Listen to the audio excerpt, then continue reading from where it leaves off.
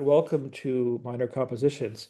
For this week's conversation, we are joined by two comrades who I've known so long, such that I cannot actually remember when I met either of you. But it's been a long time, maybe 15, 20 years ago, a while ago, right? At least. Yeah, Something like that. I think So, more. I think more. No, about that. About 20 years ago, I reckon I met you. yeah, a long time. Yeah. So we're joined here In actually, in fact, I think it was in Lancaster at some sort of seminar. Yeah, some sort of like super academic, not an academic seminar. I Anyway, think it was at Leicester. it could have been at Leicester as well. It was an Anyway, L place, and anyways, some L place. But today we're joined by Keir Milburn and Nick Beirut. Um, and I thought it'd be interesting to bring you two together to have a chat because you, for better or for worse, for your sins, have both written books about climate change, ecology, crisis, and varying amounts of hope and or doom. Um, so I thought it'd be interesting to sort of bring you two together and have a chat about that and see what we could make of that. So thanks for coming along. yeah, thanks for Thanks. having us. Thanks for having us. Yeah. It's hard to pick the timing and to interject with the gratitude. Yeah, you have to time your gratitude, otherwise it seems weird, right? I mean, Mm. um, I mean, I normally don't have gratitude. I just have hateful lists. oh, well, that's even better. Um, Speaking of hateful lists, I'll shout out to the recently departed bassist of L7, um, Oh no. um, who had her own many shit lists to go through. Um, but yeah, so we have two books here. Um, or something worse in radical abundance, which I think are an interesting pairing. And maybe a way to start thinking through, there might be, I think, one concept that both of you share and play with in different ways, which is the nature of transition. Um, and it's interesting because for instance, Nick, I think you start off by with the idea that we're already in a transition, but it's kind of a crappy transition, and a transition which isn't going how we want it to go. Um, and I would think in certain ways, I think, Keir, I think you share some of that. The idea that we're already in a kind of transitional moment, but it's maybe something to be fought over. So can we talk a little bit to start off about that idea of transition? It sounds good. How do you want us to get into it? You have to do some traffic light control and because there's two of us. Oh, Jesus. Yeah. Okay. Y- well, you go first, Nick. Well, it's a good question, and I think it is at least in my mind, there's like three bits to it in terms of what like how I mean transition. And I sort of say three bits because I'm kind of like an ex-philosopher in the sense of I don't really have a lot of time for the philosophical niceties of the concept of transition itself. I kind of tend to think of it in three ways. And the first is that we're in the midst of a sort of an unraveling of a particular stable climate state. And it is in a transitional period. We are going through a transitional phase. And the transition, the idea of being in a transition, being in a war of transition, at least for me in the beginning, you have to start with that sort of ecological reality that things are not stable anymore. And that throws up a series of this, let's be academic in a sense, say novel events and novel sort of contextual and political economic challenges to the whole thing. So the first thing is we're in the middle of a climate transition in that sort of really big atmospheric sense. And there's also the rest of the uh, global environment unraveling as well. But that's kind of the first one.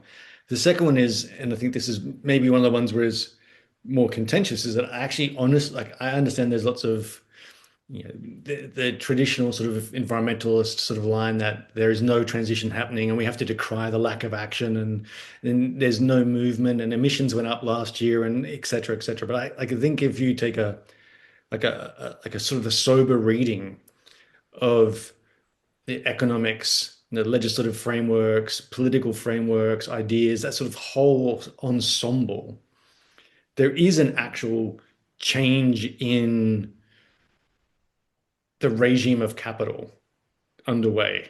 And like I kind of in the book I call it the transition economy because it's kind of it's not a final state, but it is one that's being built out with state support in the smoking ruins of neoliberalism. So I kind of mean it both in ecological sense and in a, there's an actual change in capitalist organization and regulation underway. And I think the third one, and I think this is maybe like a really, just because I'm not a very good philosopher, like a really bad reading of Gramsci, I'm like, there actually is a war of, there's not just position and maneuver, there's actually something else. So what do you do when everything else is in flux, everything else is changing, when everything else is sort of in a process of disorganization? I think a period of transition is one where everything becomes immediately political. And sometimes very random things become very political very rapidly. So there's a breakdown in that stable ordering of spheres of culture, economics, politics, but as everything like the most random things can become immediately contestable and political. That would be Hmm. my take on it.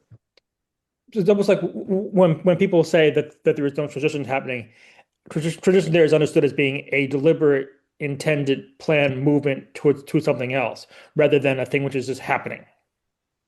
Yeah, I mean, we can get into it later on. Like, I think people have misunderstood what like climate change is just a means to an end for businesses. It's the objective is to restore economic growth after a really long period of economic stagnation. Like that's the objective. And then like we trip over ourselves to like, is it real? Is it not real? Is it really reducing carbon emissions? Is it not? Well, that's not, in a sense, that's not the point. That's kind of like that's one of the aims. It's kind of like a secondary aim.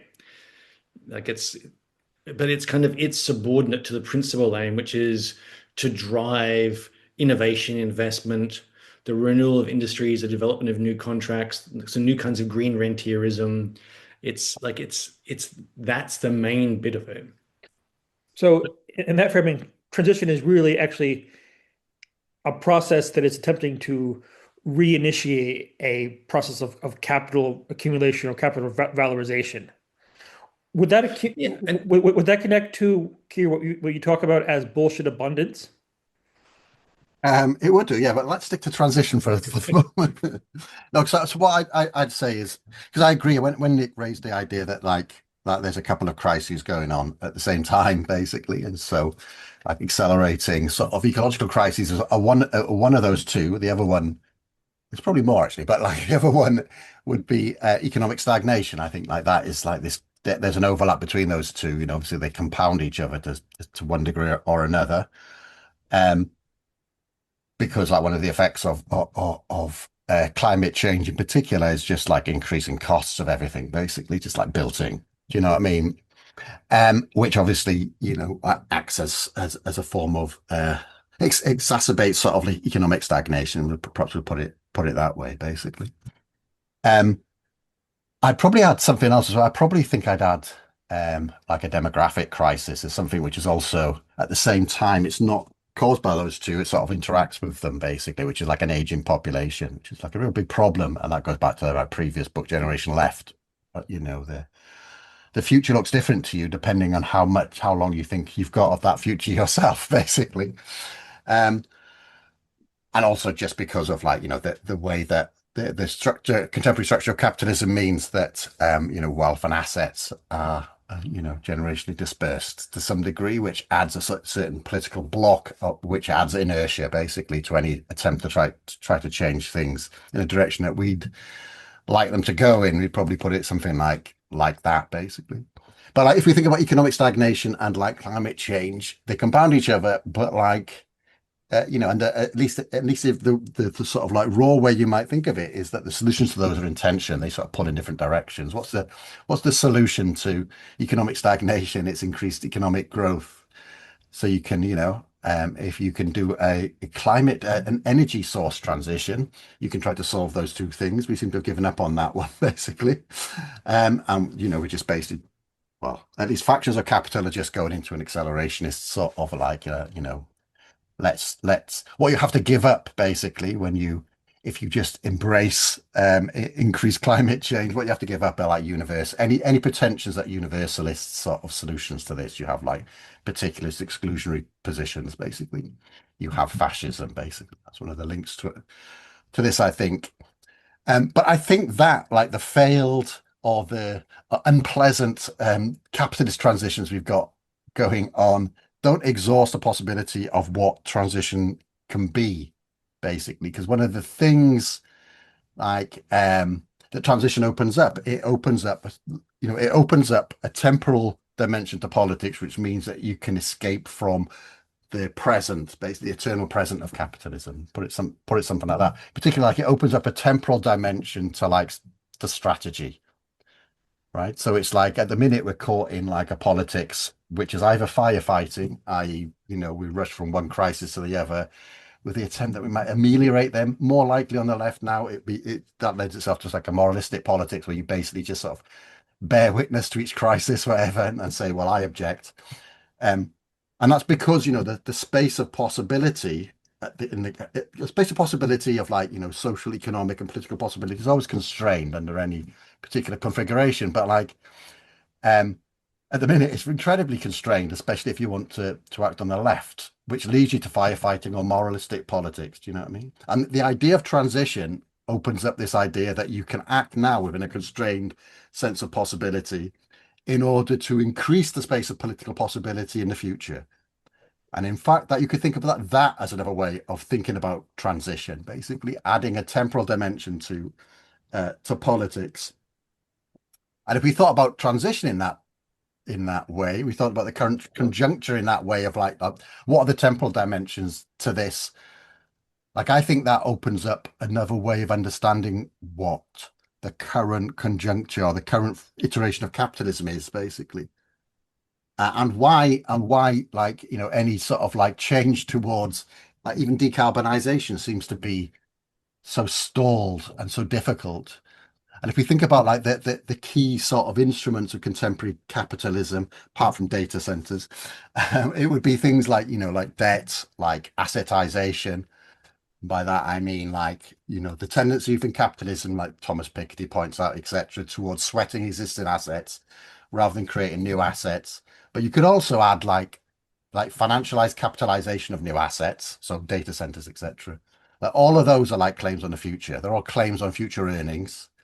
And when you claim on those future earnings, you're structuring the future, or you're encumbering the future, as that new Timothy Mitchell book puts it, basically. And so that's the war of transition for me. It's like the transition is who can control the future, basically. And so like in our book, all of that leads us to say like, the key battleground is over the control over the investment function. Like who decides what gets invested in, what are the imperatives that do that, and like what are the forms of like capitalization, etc., which allow that which investment decisions then fulfill, etc. I feel that makes sense. One of the things I've been really struck by over the past few months, or maybe past year, and maybe I shouldn't be surprised at all, but has been the speed and the thoroughness in which the UK Labour Party seems to have abandoned any sort of pretense to caring about sustainability or ecology at all, and it seems to abandon basically all net zero targets almost immediately. But it seems to me the reason, maybe I've understood this incorrectly, but it seems to me part of the reason why that's happened has been how effectively certain right-wing forces have framed issues around net zero as being almost an involuntary austerity of like, oh yeah, you're not going to have hamburgers or cars, and you want hamburgers and cars, don't you? So like, how could we have net zero? And it seems to me that there's interesting ways in which questions around transition are framed around almost exclusively in this kind of reactionary cultural politics around questions around what you would have to give up in a material sense in order to achieve the world not becoming an uninhabitable hellscape. Um, I mean, I'm just gonna jump in just because like so one of the promises I made myself when I wrote when I finished the book is because like when you write a book, it's like you do like it's years of work and writing and research, and then the actual writing of the book takes like an absolute shed ton of time. I'm restraining my inner Australian to just lash out into curse words in an endless stream, which is just familiar and comfortable to me. But I'm going to step out of my comfort zone and not be just really crass. But like, it takes a lot of time. But there's a temptation to park it and put it on a shelf. But one of the things I've been trying to do is to continue the research work of the book. And I sort of set up a Substack where I kept going through little aspects of the book itself over time. And one of the ones that came up, one of the things that's come up a lot in the continual research, because I live out in Suffolk in the countryside. For the listeners who don't know where Suffolk is imagine nowhere and then go further out somewhere else towards more nowhere, and it's pretty much there. And on the eastern bit, the little bumpy bit of the island, that's England. Um, the or England's part of the island. Um, and one of the things that's happened here is this is a real sort of battleground, but not a normal battleground. It used to be a real conservative heartland, but it's now a battleground between the Green Party, like on one hand, who are ostensibly the most left-wing party in the UK, sorry, in England. I'm not going to go speak for the rest of the countries in our glorious kingdom, and Reform on the right. And one of the reasons, like, there's a bit of a long-winded winding, is because they've been trying, and I emphasize trying, to use net zero here to generate a new kind of constituency. And they're trying to do it they're trying to replicate their playbook around migration. And I get to it in a second, but it's not working for them. And we saw that last set of local elections in May. They had to start rolling back some of their rhetoric, and it's coming apart at a local level. And there's two parts to it. And perversely, I don't think I would have a year ago, if you'd said to me why Reform talking about net zero, I would have said exactly the same thing. It's about because they want to try to turn it into a kind of austerity. But when we look at what they're doing, it actually comes down to two things. There's two bits to it. One is actually how the transition of heavy industry in places like England and Scotland and in the US is playing out, and which is it came with a series of promises. Like we were talking before about it's a change of political economy. It came with a series of promises. It was a series of promises to men by men about manly industries, about restoring it. It was essentially a story of like this Inflation Reduction Act, which is called the IRA, which I love. It's like all this net zero stuff. It's going to be like we're going to have hard hats and manliness and like banging things, and there'll be steel and like belching, thrusting machines, and it'll be awesome, and there'll be jobs, and it was just bullshit. And there's lots of technical reasons why it's bullshit, from electrification more often than not leading to much simpler work processes, saturated global markets. Like a lot of the industries across Europe in particular were export orientated, and without, if you lose market share in China and India, you don't have any more growth. There's a lot of factors, but all of them in the end packaged up mean that those promises of net zero became associated with betrayed promises. If you look at the last two elections, the local and the national one, the number one reason people who used to vote for the Labour Party switched to Reform was betrayal. So I think it's actually, like, at least for lots of workers, the selling point is that net zero is a betrayal.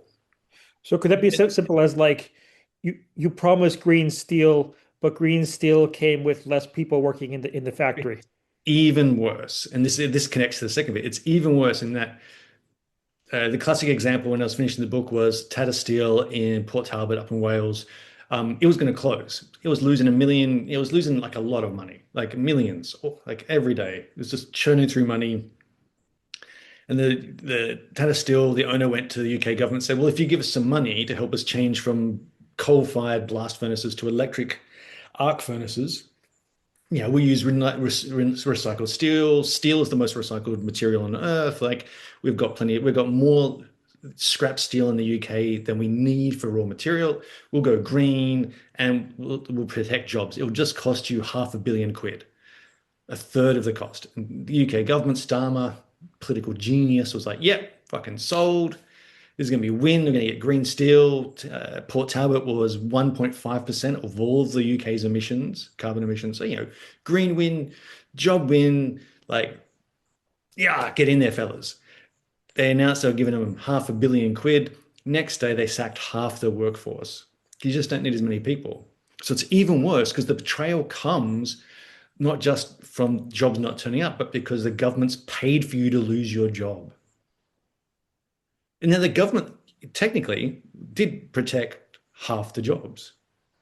But like that's part of reform's sell. That's part of the betrayals of the promises of the green transition. The second bit, in some ways, is more insidious, and it's a hangover from neoliberalism. Like at a local level, their other sell, reform's other sell around here is that, you're opposing a wind farm, you're opposing a solar farm, net zero is going to cost you money, there's going to be low traffic zones. Like there's all the lockdown crazies, like climate lockdown is going to trap you in your neighborhood.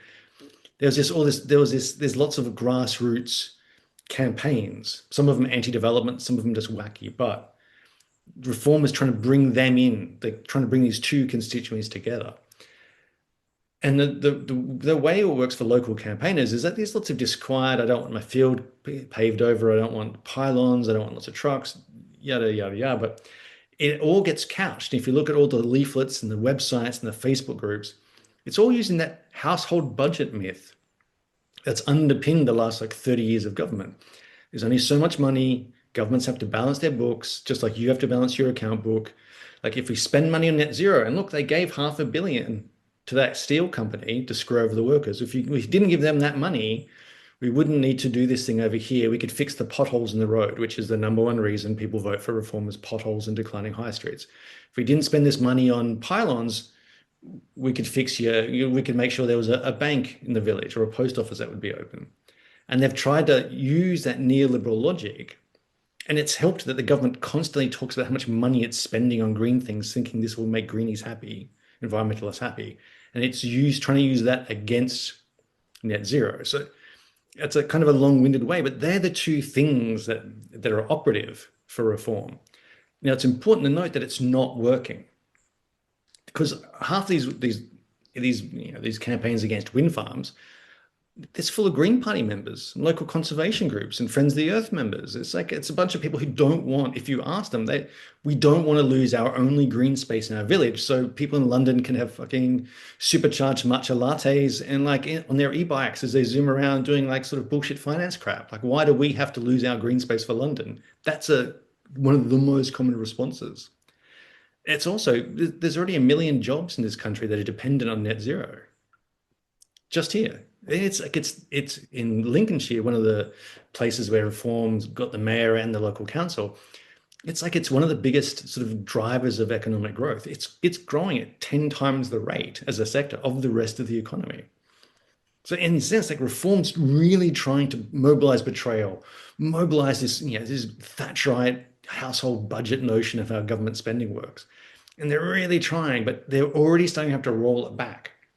Where you get these weird things of councillors, like now reform's new tactic is to say, we're going to undeclare climate emergencies. We're going to cut net zero spending so we can spend it on flood defenses.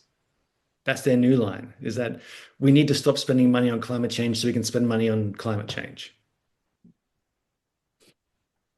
Just to emphasize what Nick was saying, there was a report going around today saying that Labour's sort of declaration they were going to extend the Rosefield oil field up in the North Sea, they estimate that would produce 27 direct jobs. Yeah, I mean, so if you were going to make that the core part of a rejection of green politics, do you know what I mean? You may as well like fucking open a pet shop in fucking Leeds. You know what I mean? It's preposterous. So that does make you sort of think, well, what is it then? Well, what's going on? It's not a serious economic strategy. There's no economics involved in that. Perhaps it's something to do with political positioning, that to try to trap the Green Party in the eco rather than the populist part of their strategy. I don't know, basically, and we'll see how it sort of pans out, I think. Is that what you were asking, though? I'm not entirely sure what I'm asking at this point. Great. We're not sure how we're answering. I went off on a reform tangent. Sorry, No, enough it's time fine. in their But I Facebook mean, groups. I think there are interesting connections there around battles around basically the shifting nature of common sense and how it applies to ecological issues here. And what you're talking about is the way it's being reframed as a sort of a betrayal of certain things people were promised. Mm. In a way, what I wanted to get to was also sort of bringing in Keir's writing about different notions of abundance, which Yeah. in a way I think you could connect in terms of there was a promise around abundance of jobs, but that didn't happen.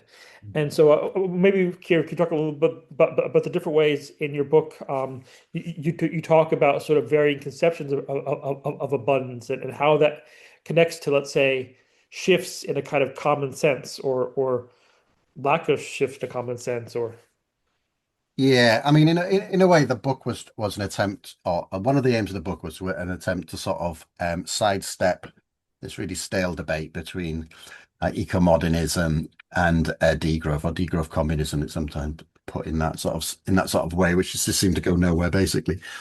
And so we wanted to use this phrase of abundance, radical abundance. We didn't know that a bunch of liberals in the US would also try to seize this frame of abundance to describe de-risking regime. And so, yeah, in the book, we sort of make this distinction between bullshit abundance and radical abundance. And we always say that like this bullshit abundance always goes along with, is always paired with artificial scarcity, basically. So you have an abundance of certain things, quite often an abundance of the stuff you don't really need, and like a real artificial scarcity over the real essentials to live in a flourishing life, basically. And our definition of bullshit abundance, how we think bullshit abundance comes about, is just because of the imperatives and logic upon which investment decisions are made under capitalism, which is whatever promises to produce the biggest comparative profitability basically is the thing that gets invested in. And we'd say that the contemporary form or iteration of capitalism has made a real de-link actually between that sort of decision making and like the enrichment of the capitalist class and the satisfaction of like of working class needs or just ordinary people's needs, something like that. There's been an increasing bullshitification or enshitification, as Cory Doctorow sort of puts it, basically. Like I can really explain it by explaining. So in the book Radical Abundance, I didn't write that on my own. It's written with my two friends Keir and Bertie Russell, and we're involved in like an organization called Abundance, which is like a sort of think tank or whatever, however you want to put those sorts of things. But like, so we've been involved in actual projects where we're trying to get certain things off the ground, basically. And one of those, we got invited to this to a project to think about how you can make or to try to get pharmaceutical production as a commons, basically, a commonly owned and governed pharmaceutical production of medicines, etc. And that group was like it's a network across France, primarily of pharmaceutical engineers and pharmaceutical workers, got often retired, then health activists and like commons activists, etc. But like the impulse for getting that together, there were two impulses. One of them was the experience of the COVID vaccines, basically, which were public-private partnerships. All of the research was done by public, come out of the public money. All of the profits went to the private firms. Like either 5 or 6 billionaires created in a year because of that, basically. One of the decisions they made was that they wouldn't allow generic copies of those vaccines to be produced in the global south. That probably killed a couple of million people. So that's a moral imperative to try to think of another way to do it. But the other thing that drove it was this real shortage of common generic drugs right across Western Europe, basically, and particularly in France. So like paracetamols, massive shortage of paracetamols. And why? It's because you can get producing paracetamols is profitable. You get like 6% profits or something like that. But like if you have intellectual property on a medicine, you get 16 to 20% profit. That's the highest comparable profitability. So that's where investment goes, basically. And so you have all of these practices like, evergreening drugs. So that's when a company owns the patent on a medicine, but it's coming to the end of the intellectual property period. And so they spend billions trying to find a chemical compound which will mirror the effects of the existing medicine. And so basically what you end up is a bullshit abundance of like profits, but a bullshit abundance of of drugs that do the same thing. We don't need them. If there's one drug that does it, you can have that basically. And you have a massive shortage of investment in things that we absolutely desperately need. Generic drugs, research into new antibiotics, all of these sorts of things, basically. Like, and you in the book we trace that similar dynamic of artificial scarcity and bullshit abundance through like a whole series of sectors. It's repeated all over the place, basically. One of the things you might draw from that strategically, especially this idea that there's an increased in shittification going on, or there's a withdrawal of provision, or a provision which is made so expensive it is basically a withdrawal of provision by capital around essential goods for wider and wider sections of the population. It opens up that sort of prospect, opens up the the prospect of alternative ways of addressing those core material needs, basically. You know, yeah, through commonly owned and governed sort of production methods and all governance methods and these sorts of things. Do you think you could use that kind of framework to almost like respond to the way that Nick was talking about, for instance, things at Port Talbot? So, for instance, rather than it being the introduction of green technologies lead to job losses, that's a betrayal, being more about like this is more efficient with this production technique.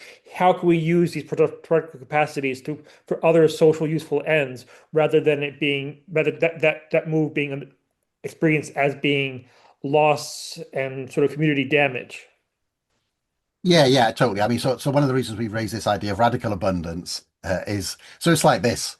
If you're not going to use like comparative profitability to guide investment decisions, and under current conditions, I don't think you can do that, right? You have to have another mode of like of working out what you can invest in, basically. So that's a form, various forms of planning. And we would like democratic planning, and that would be like people getting together and trying to understand what or deliberating upon what their actual needs are, etc. In a process of negotiation through sort of like various levels of hierarchy, of nested sort of decision-making structures, so that you also include like wider society, and then you'd also have to include non-human nature, etc. Like that is the way. That's the precondition for like radical abundance, right?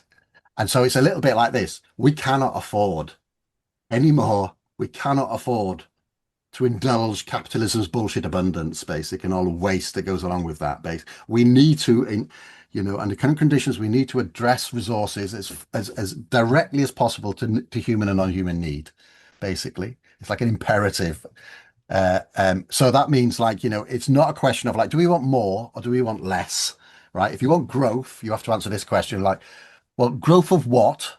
Who decides what that growth is going to be? What imperatives are structuring those decisions, etc. If you want abundance, well, abundance of what and who decides, basically. That's like the core problem of the contemporary society, I think. Hmm.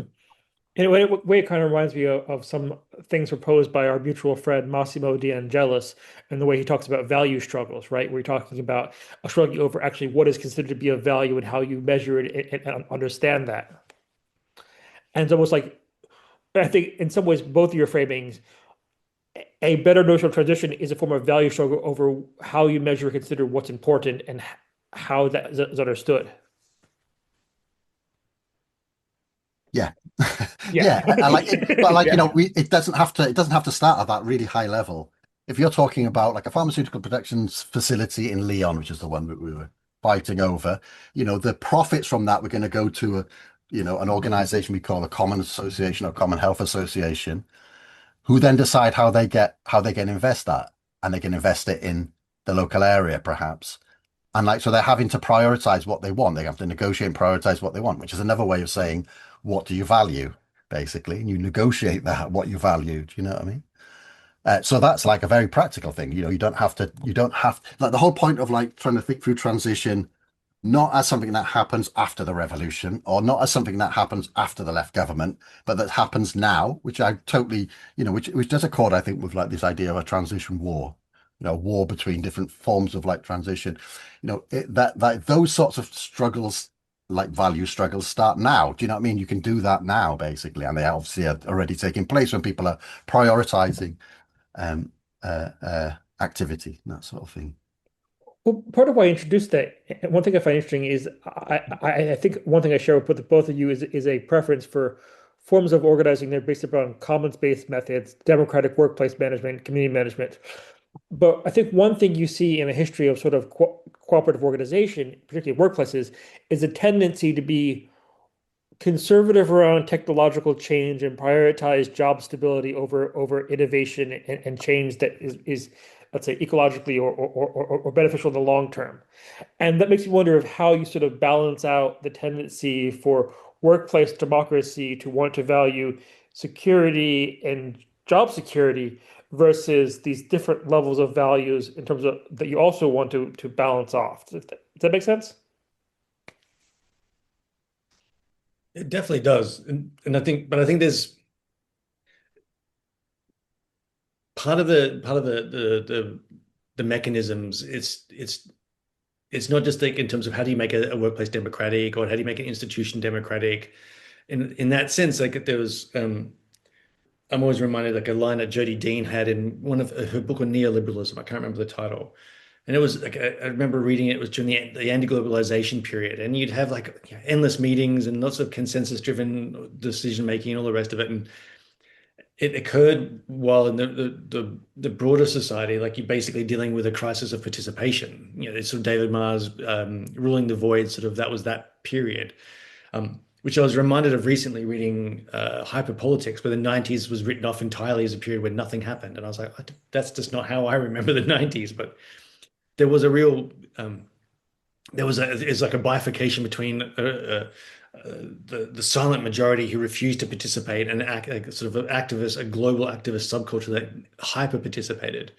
And Jodie's line was, "You can't fix a lack of participation by creating new ways for people to participate." There's like a there's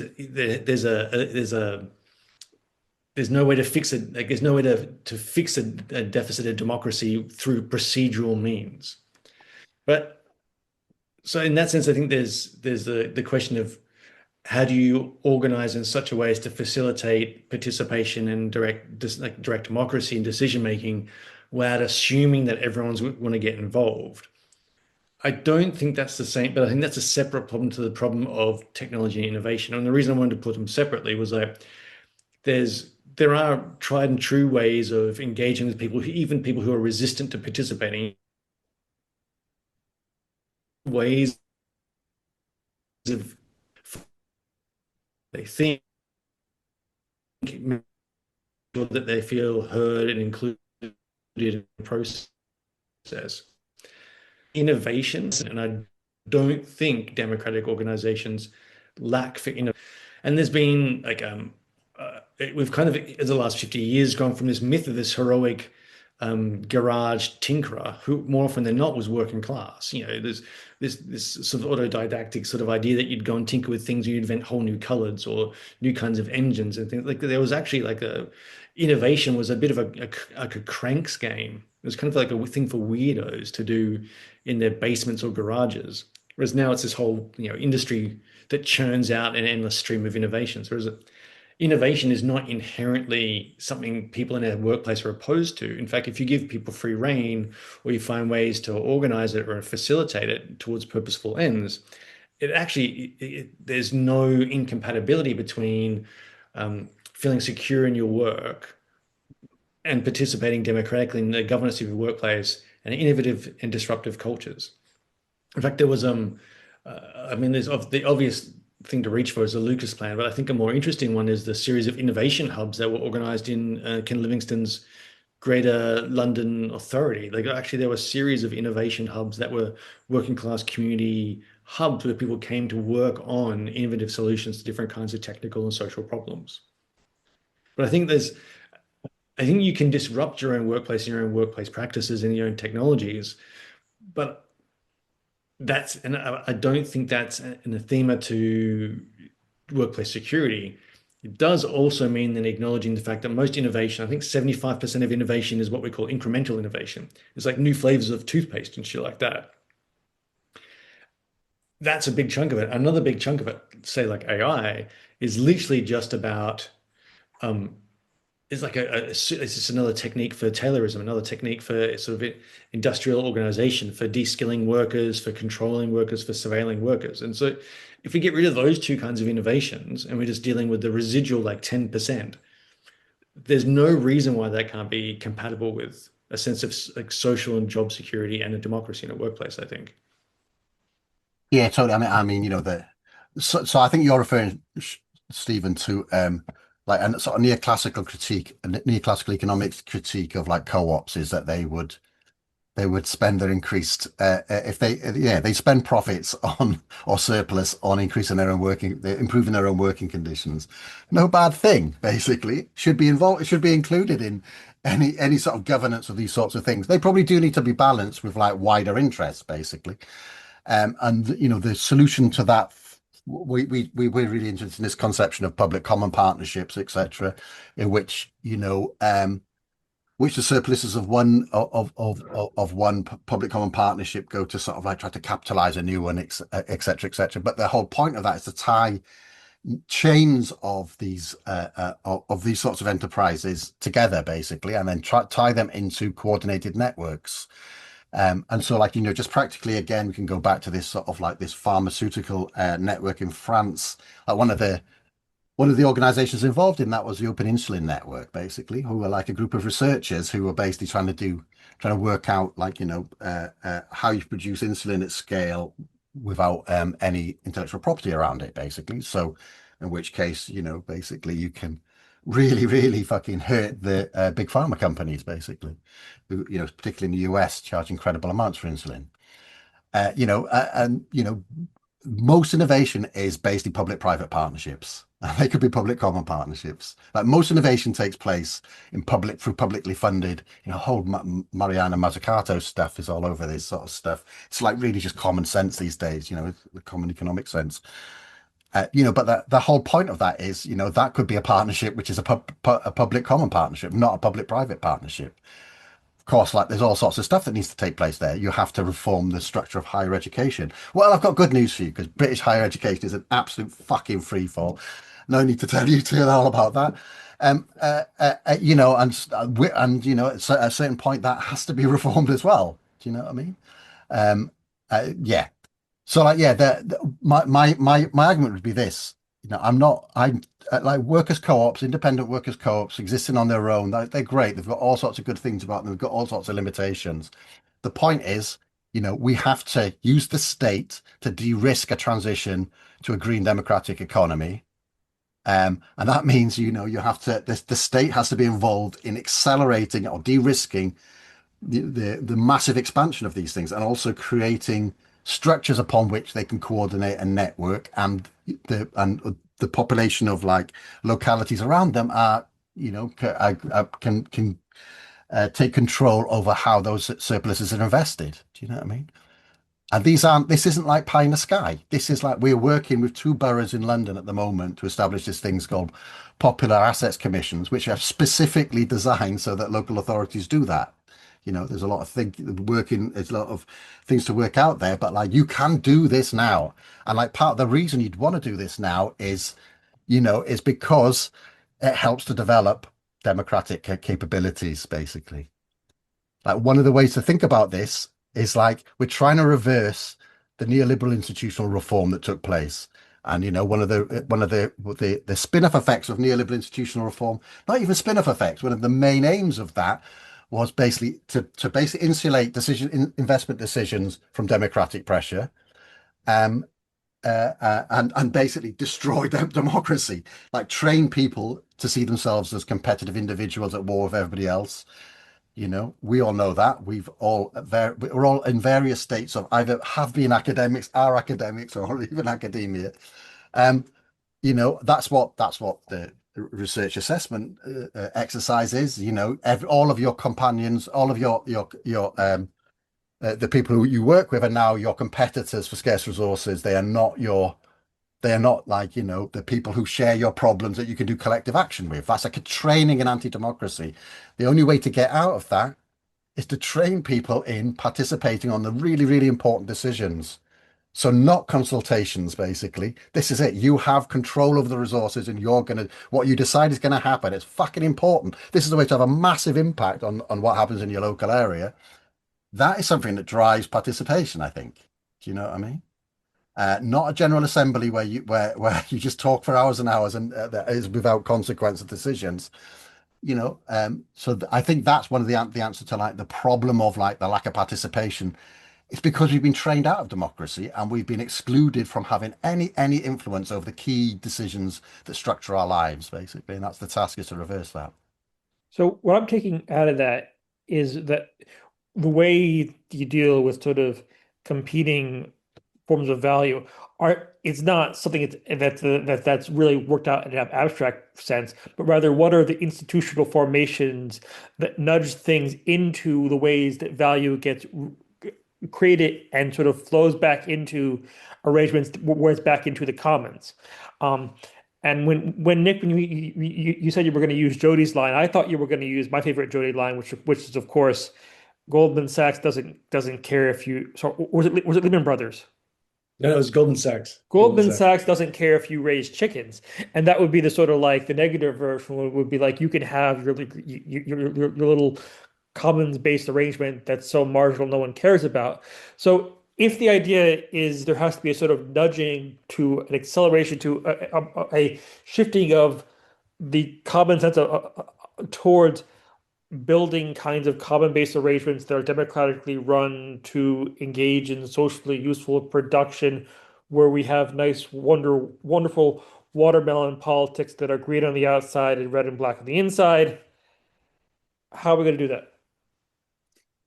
I know, Simple question. small question. No problem, no problem. I mean, part of the irony that that line of Jody's is that Goldman Sachs very much did care, along with most international financial institutions, if people anywhere outside of the global north had already been totally commodified, kept chickens or any other means of subsistence. Like I think that's Hmm.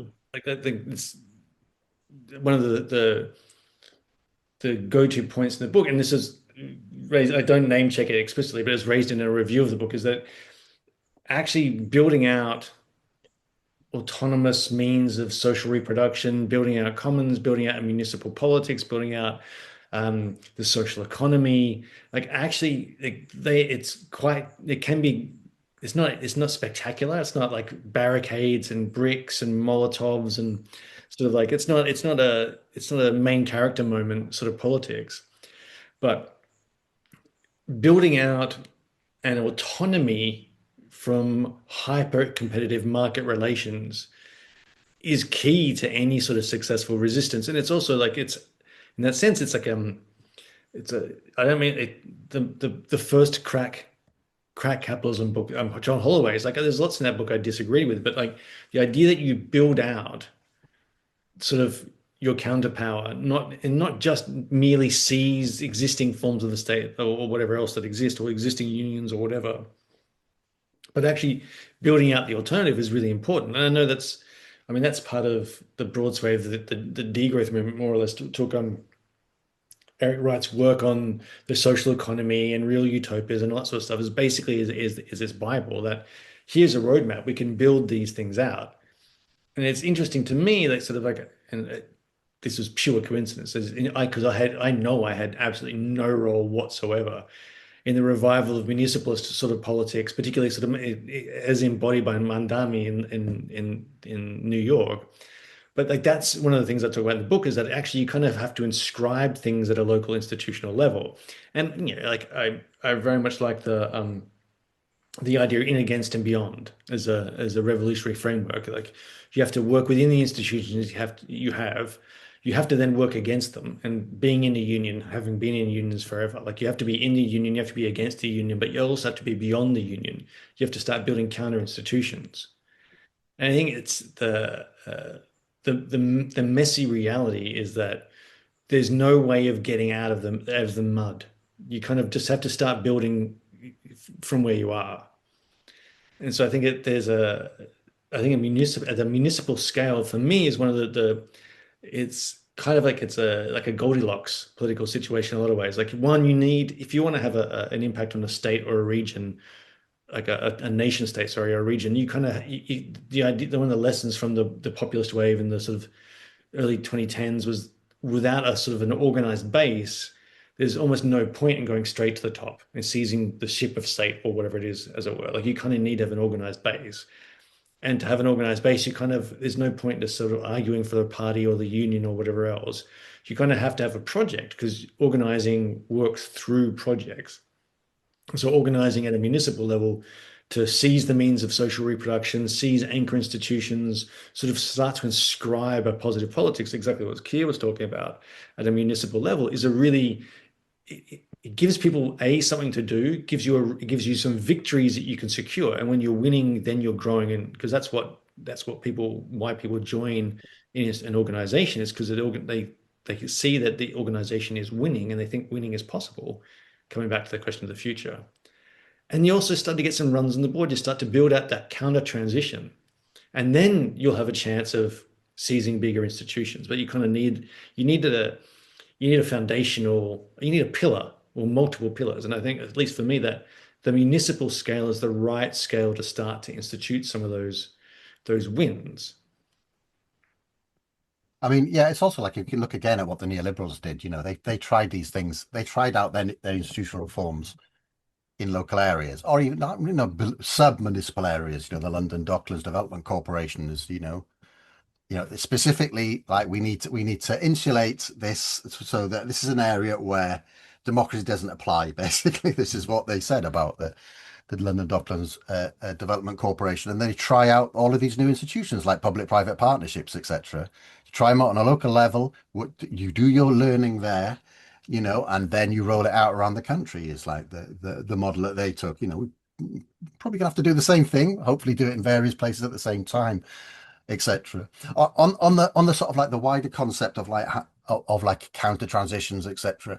I quite like the idea of the phrase dual biopower, which is something that Alberto Toscano sort of used basically, which is and he's looking around at like successful. It's a podcast, so you can't see me doing air quotes. Successful social movements, around the world. Not all of, some of them we would be more in favor of than others, but like building out that dual biopower is one of the ways in which you develop like it's proper power basically. One, it disrupts the power of capital. The power capital has over us is, well, the power of investment, so capital strikes, capital flight, etc. Or you know proper strikes, like what I mean, like the trucking strike in Chile that tried to bring down Allende before they had to go to a military coup. Do you know what I mean? Proper strikes, just turning off being able to sabotage production basically. Either we can do it or they can do it basically, but before we can get to the stage where we can sabotage production at this moment to do disruptive work, we need to build up a social base, as Nick says basically. But I do think that like that trying to take over assets, these sorts of things, they also involve like contentious politics. Do you know what I mean? You're trying to obstruct particular things, a gentrification plan, basically, and you have to use all of the things that we're so familiar with, and which give you a slight moment of like main character um, syndrome, as Nick was saying. Protests, etc., blockades, all of these sorts of things. Do you know what I mean? Like I've got this idea in my head. One way in which the public common partnerships can spread is that one helps to facilitate the next, helps to facilitate the next. The self-expansive dynamic of the commons we put. But each one of those is a new site of political struggle, basically, which will involve like people coming together, deciding what they want, but also what they don't want, and then objecting and blockading what they don't want. Do you know what I mean? Both me and Nick were involved in thinking about like this idea of the social strike back in the 2010s, which is probably like a decade ago now. And we were trying to think through about this of like how do you build the capacity to disrupt things when we don't have um the same structure of production, but also like the same energy base as we did. Do you know what I mean? The real forces of disruption were around, well, coal basically. When coal was like the main energy source, that was when the working class was at its peak power basically, and you had like the growth of autonomous working class cultures, like in South Wales where I grew up. It faded quite a bit by the time I got there.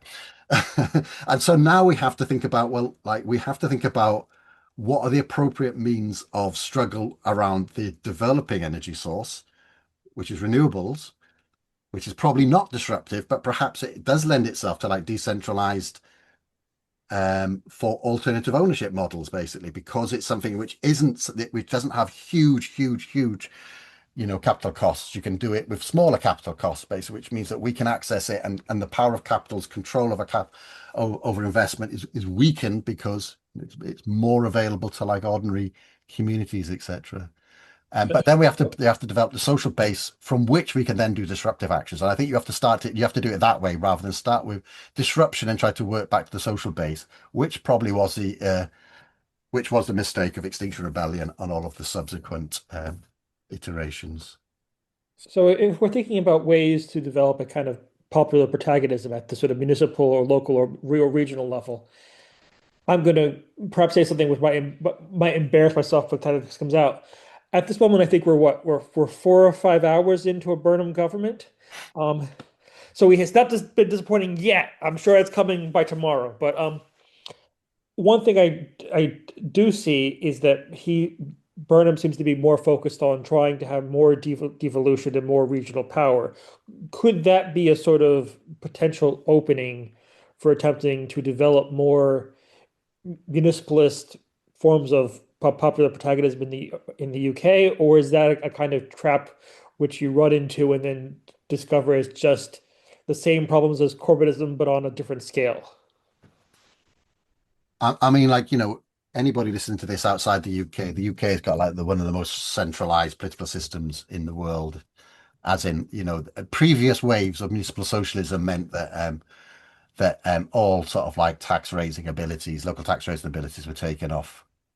Not all, but basically incredibly constrained, basically, which means that local authorities have very little power. They have incredibly constrained budgets because they have to pay for social care, and basically they can't do anything. And so this is there's been a wave of new green administrations across London, etc. And that's what they open the books and it's like, well, what the fuck do we do? And my answer to them has been, um, well, you need to unlock new resources in order to do stuff. The usual way you unlock new resources is you de-risk private capital and give them your assets basically and access capital resources. But there's other resources out there which is like the energy knowledge and like activity of local people basically.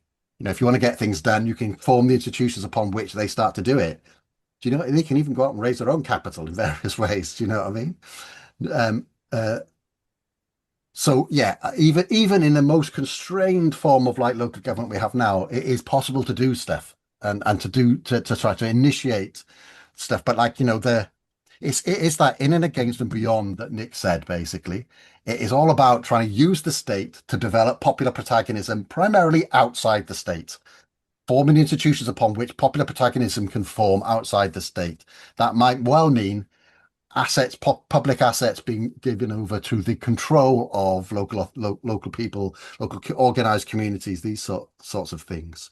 It's the whole Stuart Hall quote about like you can have a partnership between society and the state.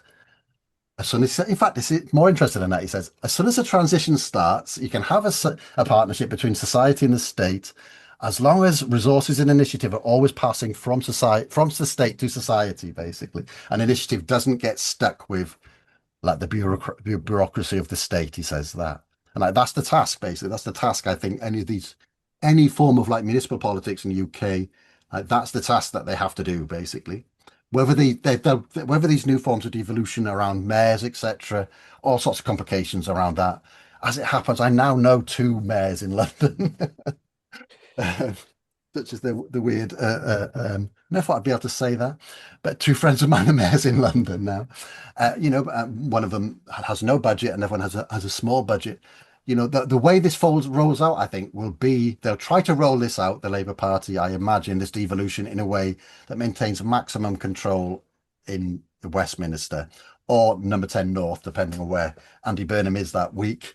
But they always open up possibilities for us to take control over these new uh, um, uh, levels of municipal government. I think they always open up some some way in which you can use it against against the purpose for which it was set up, if you know, if you want to put it that way. Mm. I mean, it's like I have such a deep well of cynicism, and I think Andy Burnham is just a he's just another he's just Starmer again. It's like his record in Manchester is actually quite appalling, including he already promised his first promise was to end rough sleeping, and he promised exactly the same thing in Manchester, and he didn't end rough sleeping. Just in case anyone was going to be shocked and surprised by that news, and Well, it's he's like done his best, Nick. He's done his best. He's increased the amount of luxury beds in Manchester. It's a shame the homeless can't access them. but I think there's a couple of things. So uh, I'm not sure if it maybe will afford opportunities, maybe it won't. We kind of have to be mindful of that. We also have to then think about who would be able to seize those opportunities. Because we also have to bear in mind, like Labour Party have just passed a law changing planning law to basically make it impossible to oppose data centers and like anything they want to build out, they're going to build out with these changes to planning laws. But I think if we're coming back to that question of antagonism, building out the alternative, I think there's two sort of agents that we can think about in terms of classic organizing strategies. The first is actually people installing all this energy infrastructure. So most of the workforce is not a manufacturing workforce in this country. It's an installation workforce where like and actually lots of jobs that we'd consider industry increasingly look like basically just assembling pre-made parts or assembling pre-made bits of code or putting together pre-made bits of design items, like almost any sort of like anything that could be serialized has been done so. So now we just have these massive installation and assembly workforces that go around usually from site to site putting stuff together, plugging stuff in. Now, like that seems like an itinerant workforce, small scale, lots of small businesses, et cetera, et cetera. There is a union in Australia called the Electrical Trades Union, trade union. So basically, electricians, people install solar panels, like et cetera, et cetera. And they managed to do an organizing drive, and it was just they just used a different model. They actually had to spend time going from site to site, traveling around, going to where tradies would hang out, going to to the pubs, to all the different places. They managed to unionize that sector, and it's one of the most, or it was when I left, one of the most left wing and pro environmental sectors because almost all their work was doing like green energy installation work. So of course they had a massive interest in it. All that's to say, like just because it's an installation workforce, there are challenges to organizing it, but it doesn't mean it can't be organized. And I think that there's one of the institutions we have to be in against and beyond are the unions that we have, because our unions are pretty shit. And like the fact that GMB and Unite, the two of the three biggest unions in England, came out for more oil and gas exploration, even though it's a fraction of their membership and against the interest of most of their memberships. That's kind of that's par for the course. We've all like anyone who's been in a union knows how much of an effort it is just to get them to defend your interests, let alone go anywhere further.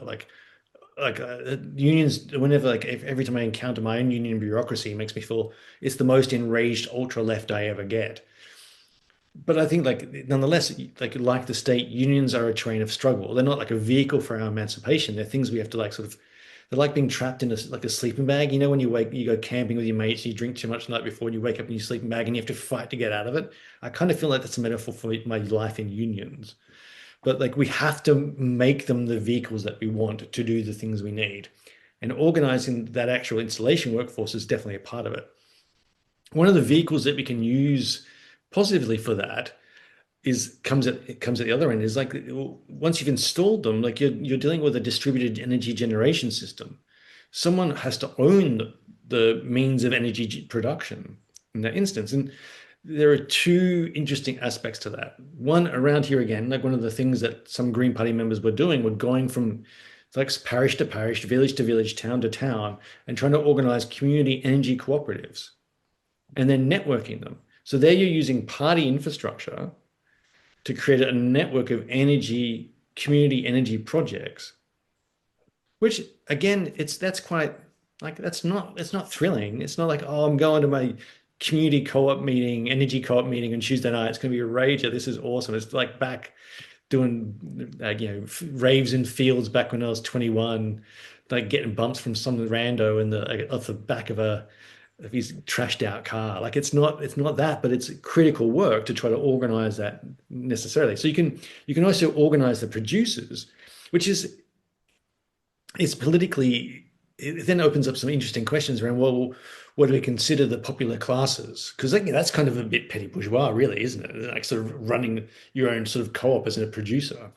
Or worse, you could do like in Australia, what they've got is there are now so much rooftop solar where every single house is an energy station that the only way of dealing with it is that they're now bringing in a law, it'll be complete by October, that every Australian, as long as you have a smart meter, gets 3 hours of free electricity every single day. And that's not even a radical claim. It's just there's an excess of energy, so they have to get rid of it somehow. They have to get rid of it during peak production. So they're saying if you use it during peak production, say 1 to 4 every 3. So please just plug in whatever crap you have and get it done at that point in time. So, but again, we're dealing with millions of petty producers, and so there's that space, that organizing space that exists for a competent organizing union, which the left would feel very comfortable with. Then actually we have these two sort of community-based generation, individual-based generation that offer some really interesting or afford some really interesting possibilities. Like in Australia, like they have negative energy prices, and yeah, there's I saw Bloomberg was complaining, oh, no one wants to invest in the Spanish renewable sector because there's negative prices, there's no return. I'm like, well, the way they dealt with that in Australia is they basically they're just going to give it away for free. And then the government itself is having to convince all these small petty producers that that's part of how everybody wins. And there's like that was done by like a right-wing Labour government. That wasn't done by a radical eco-populist party. But I think there are two spaces where we can definitely drive forward a different kind of agenda. One is probably far more comfortable for the self-identity of the left, but another one we kind of means we have to venture into questions of class composition, changing class composition. What does it mean to engage with petty producers and small owners, but as a potentially uh, progressive or even radical social agent? I think that you're right to bring up like class composition basically. And like, there's a technical composition and there's a political composition. Basically, the political composition is a project. And like I think exactly like if you're pulling people into like why the petty bourgeois is like this politically ambiguous class, and it's politically ambiguous because they face they're small sort of like they face the world as small individual units of capital basically, usually not capitalist as in usually not trying to grow into something big but just trying to survive basically. Classic anxious subjectivity, a classic base for like fascism. And like, well, what happens when you pull all those people into you collectivize a particular part of their fixed capital, basically. They're drawn into to democratic deliberation over, an essential part of their work. All of a sudden, they're not facing the world as an individual separated from everybody else in competition. They are facing the world from the perspective of collective capital, basically, or collective ownership. Do you know what I mean? You know, And they used to do that with farmers all the time, like milk yeah. board, the wheat boards. Like what they are is they're co-ops for petty farm producers. Yeah. But like, basically it's a way of intervening by creating those sorts of institutions whereby they can come together and collective, like farmers should be able to collectivize their fixed capital costs in order to not be loss makers anymore. That was one of the proposals we make in the book, basically. Um, and like that what that would mean was that farmers would then have to, and they have a proposal in the book is that there should be a movement from industrial agriculture to agroecological agriculture, and like that is a period that transition needs to be de-risked because there's periods when you're not going to earn money, and the way you would do that is to have people collectivize their income stream so that one farm is subsidizing another as they move through that transition process, etc. But like the political composition effect of that is all of a sudden they're not individuals or individual families. They are having to think about like the world through collective problems from the point of view of collective property, basically. The Ward's Corner Latin Village Market in Tottenham, which is one of the projects we're involved in creating a public common partnership. they're small stall holders, lots of them like, from Latin America, etc. Classic petty bourgeois, you would think. But all of a sudden now they're collectively managing the market, they're collectively managing, the building that it's in, and they're taking part in deliberations upon which how to use that investment to try to improve the local area. And so then negotiations with everybody else. All of a sudden they are democratic subjects and not individual fraction parts of capital, basically. That doesn't solve all problems, but it adds an element whereby that the political composition of that, the petty bourgeois, the self-employed, etc., it's changed basically. And I think that's, class is not something that's fixed. It's not something that's given. It's a project basically that we have to work on. Oh, and I think that sort of, in some ways, brings us back to where we started, which is almost like the project of sort of like shifting common sense through institutional forms in moments of transition. How you do that, rather than that shift being imposed upon you and ending up with to use someone's phrase, or something worse. Um, see what I did there? Um, Nice. That was good. Yeah, yeah. Very yeah. good. Yeah, well, I think that might be a good point to get to. So I just want to say thank you both for coming along. That was super interesting. And for folks listening, I would suggest you pick up a copy of both Nick and Keir's book. Sorry, not just Keir's, also Keir and Bertie and Hi. Kai's book, which is available from Verso and Pluto, who are our good comrades. So Yeah. thanks for coming along. Thanks for Thanks having for us. having us, Stephen.